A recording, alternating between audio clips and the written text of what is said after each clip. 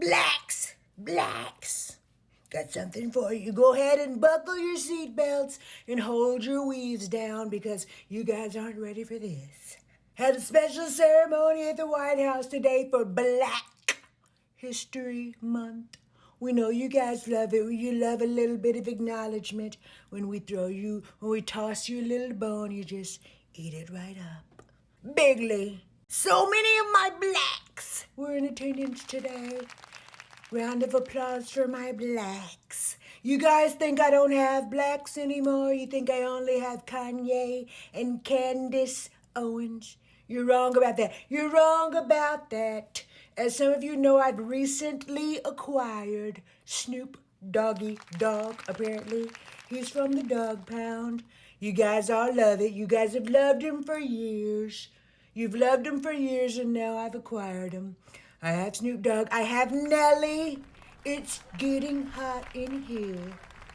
We're not going to take off all our clothes, though. We're going to leave a few things on. Just a couple of things. Nelly, we thank you so much for your service. We know you got bills to pay because you got a new wife, and I know what that's like, the old ball and chain, as it were. I import mine from overseas.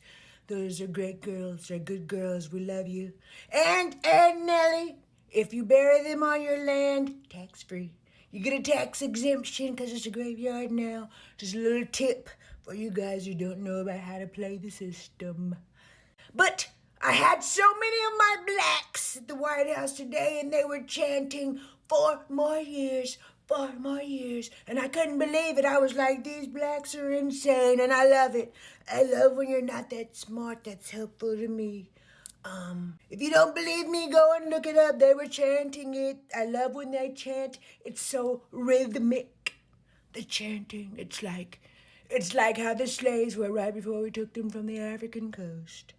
We love so much about it, guys. Happy Black History Month to all you blacks. You're welcome. You're welcome for everything I've done for the black community, and I've done more for the black community since Martin Luther Jr. King.